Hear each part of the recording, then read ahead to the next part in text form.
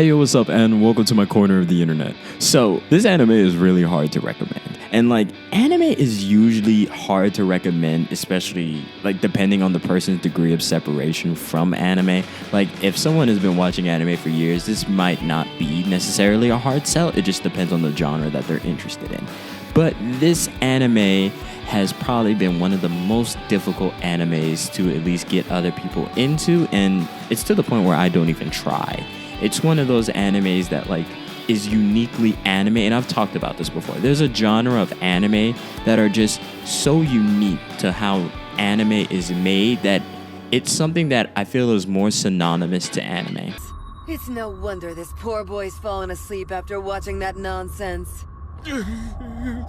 And I think this is more synonymous to anime than shonen. I think this is the weird anime that is so deeply ingrained within Japanese culture and ideals and even their humor that it's to the point where it feels like you're an alien walking into a new world and you're just trying to comprehend it, but you're oddly entertained by what you're experiencing. The anime I'm talking about is Bakemonogatari, and the Monogatari series is one of the most difficult animes to recommend. And slight disclaimer, if you already know certain things about the Monogatari series and a lot of the weird things that's going on and you're totally not into it, I completely understand. But I think it is one of my favorite series because it takes a different approach to a lot of separate ideas. So that's my little disclaimer. If you're not into it, you're not into it. I completely understand. 何を話していたの？動かないで。あ、違うわ。動いてもいいけれど。So this anime is about a third-year high school student who survives a vampire attack and finds himself helping others deal with apparitions, dealing with emotional traumas, and mental health, and so many other things that come into his life. And I think this is a wild ride of an anime. I think this anime is also a great representation of how well storytelling can be told through the eyes of anime. And this is also a mystery, a paranormal, a psychological, and it has some solid action. The Monogatari series has some action that I won't lie, I can't believe I watched it was in the 2010s and it still stands up to this day. It has really great animation, it has a lot of great color scheme, and the artist in me loves a lot of the ideas of visual representation within this anime. 重し神ってのはね、荒木くん。だからつまり、重いし神ってことなんだよね。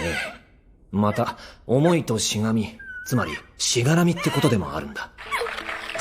So a lot of the weird problems with trying to recommend this to other people is it's not a very action-packed adventure. This anime is a lot of conversation, it's a lot of funny jokes that will definitely go over your head unless you know Japanese because it has a lot of wordplay. It feels like you're watching conversational Shakespeare hip-hop, and I only do that as a reference because they're doing a lot of different jokes with language, and you're not going to get them unless you know Japanese or you know kanjis, all sorts of different things. But a lot of the humor is kind of funny because our main character, Araragi-kun, sorry, that was a little cringe, but he is funny, he's interesting, and he's a goofy guy, and a lot of his responses feel very realistic. He's kind of shonen.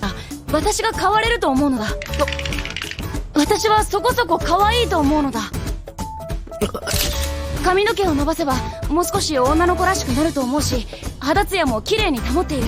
それに昔からスポーツをや protagonist-esque, but he's interesting in his own right because the things that he does and doesn't do and how he has a bit of a personality, but it has a little bit of its tropes, I won't lie to you, but he feels like a cool guy you would be friends with and laugh at. He's genuinely likable, he's genuinely a good character, and he fits into this story so well. 不死身って便利そうねって言われたら傷つく。今は、そうでもない。あら、そう。それにもう不死身じゃない。傷の治りがちっとばかし早いというだけで、他は普通の人間だ。Also, we have a slew of heroines that are amazing. I'm not really into his girlfriend, but I really did like his classmate that he had a crush on, and a lot of the jokes that they both have and the jokes that she plays on him.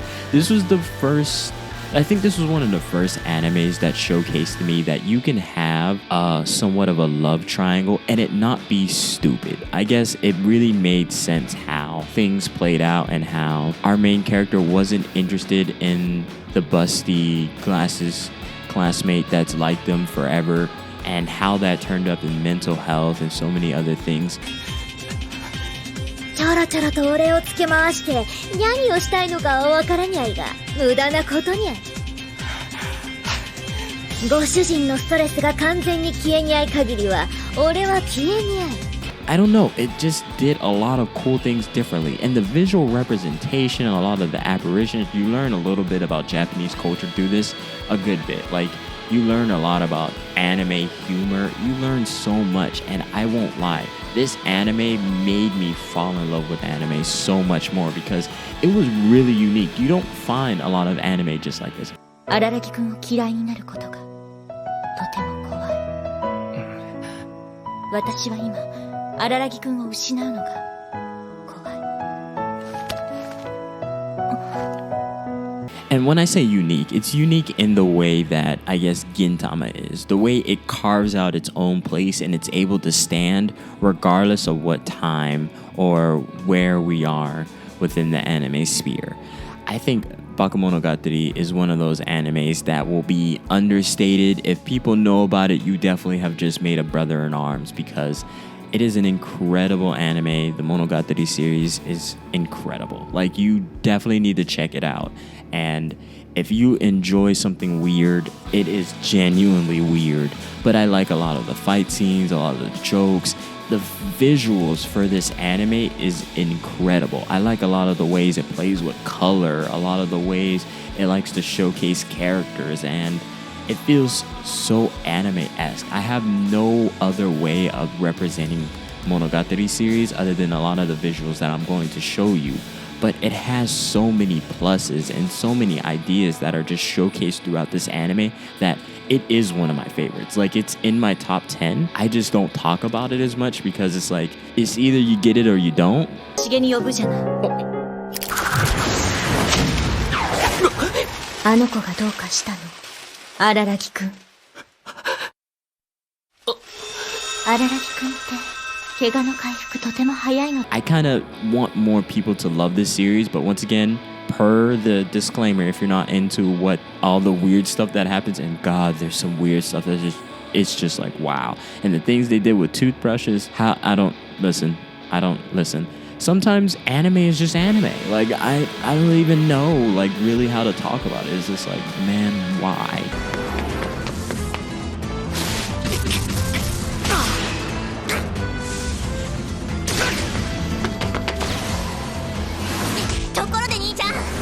But this anime has a lot of great things that it does, the way it tells a story, a lot of the episodes are framed. It's kind of weird how I was so entertained by an episode that was literally just a conversation unfolding between two characters, and a lot of the jokes and the humor. And each of these characters that we get to know have personalities, like genuine personalities, and their humor, it can be very dry and like deadpan, but it's not annoying. And you get to know them through their humor and a lot of their jokes that aren't jokes. Like Senjo Gohara, his girlfriend, is like kind of hilarious. I didn't like her at first because it was just like, oh, dog, you got a big boobed classmate, what you doing?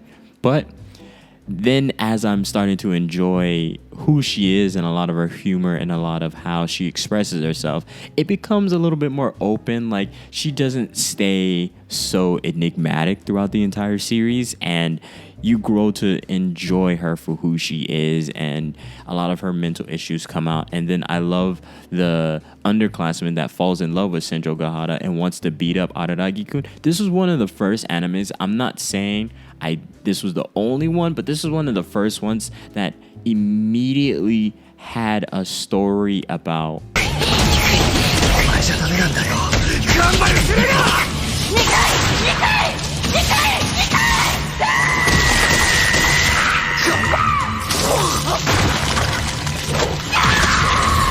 girl affection, girl on girl affection relationships and unrequited love. And it was interesting how they told it and how like it really did impact the way it showcased different ideas, and it felt so futuristic because now that I'm looking back on it, so many shows are trying to replicate a genuine showcasing of such things like that. And the Monogatari series did it way back when I was a teenager. So besides that, I think the Monogatari series is a great anime for people that now, if you throw a haymaker at someone and be like, hey, just watch this really weird anime and that'll just give you a flavor saver of what's to come in anime, I would kind of throw that at someone who's never seen anime and just like see if they appreciate it for its artistic themes. Because the Monogatari series is incredibly artistic with its anime showcasing a lot of its visuals, a lot of its jokes, and a lot of its ways of not placating the audience.